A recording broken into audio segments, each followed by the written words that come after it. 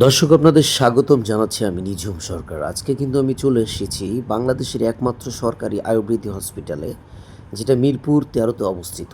এই হসপিটালের ভিতরে দেখছেন অনেকগুলো কিন্তু ভেষজ গাছে রয়েছে। এই গাছ থেকেই কিন্তু তারা ওষুধ তৈরি করেন এবং ভেষজ বাগান রয়েছে এখানে মোট প্রায় 35টি প্রজাতির ভেষজ গাছ রয়েছে এবং বিশাল বড় আকারে কিন্তু এখানে মানে কলেজ রয়েছে স্টুডেন্টদের জন্য।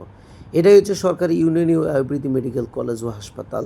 এটা ভাইরাল হয়ে যাওয়ার পরে যে অবস্থাটা হয়েছে, আগে যখন এখানে কোনো লোক আসতো না, এখানে প্রচুর পরিমাণে লোক আসছে এবং চিকিৎসা দিতে ব্যাঘাত ঘটায় মিশ্র প্রকৃতি। গিয়ে দেখুন কত মানুষ, এখানে হাজার হাজার মানুষের সমাগম হয়েছে, কিন্তু চিকিৎসা সেবা দিতে মানে বিঘ্ন ঘটায়। মানে বিষয়টা হচ্ছে 5 জনের খাবার যদি 50 জন খেতে আসে, তাতে যে সমস্যাটা হয় সেটাই হয়েছে। ভাইরাল হওয়ার পরে এখানে আসলাম, দেখলাম দেখার জন্য কি কি চিকিৎসা নেয়।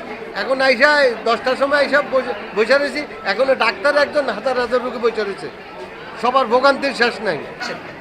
আমার কথা হইলো কি, যে বাইরের কোনো কোম্পানির ওষুধ কোনো যাতে লোকজন যাতে না আসতে পারে ডাক্তারের কাছে, আর আমাদেরকে যাতে না বলে যে বাইরে যায় আমার ওষুধ কিনতে হবে।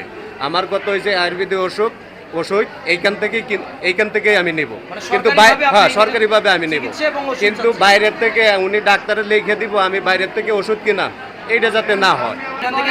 না, এখান থেকে কোনো ওষুধে দেয় না, যা দিচ্ছে সব বাইরের। আমি জিজ্ঞেস করছি যে এখানে ওষুধ আছে কিনা, এরা বলছে যে নাই।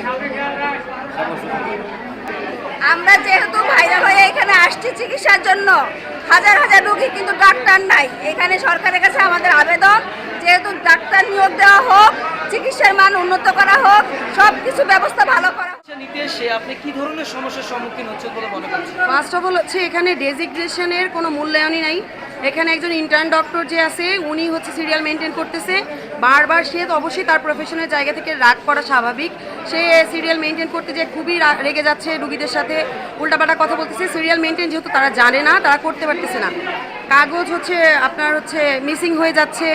তারপর অনেক হ্যারেস, অনেক অনেক অনেক লং টাইম ধরে মানুষ ওয়েট করেও ডাক্তার দেখাতে পারতেছে না। সমাধান কিভাবে হবে বলে মনে করছেন? অবশ্যই নতুন নিয়োগ দরকার, নতুন লোক দরকার।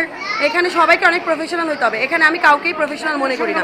সবাই সরকারের কাছে আপনার চাওয়া পাওয়া ডাক্তারের সংখ্যা বাড়াইতে হবে। এখানে এভাবে করতে হলে ডাক্তারের সংখ্যা বাড়াইতে হবে। এভাবে সিরিয়াল দিয়ে মানুষ সকালে রাস্তা পর্যন্ত সিরিয়াল দেয়, ওখান থেকে সিরিয়াল দিয়ে এখানে টিকিট নিলে, টিকিট নেওয়ার পরেও এখানে সিরিয়াল দিতে হয় আরও 2 ঘন্টা 3 ঘন্টা পর্যন্ত।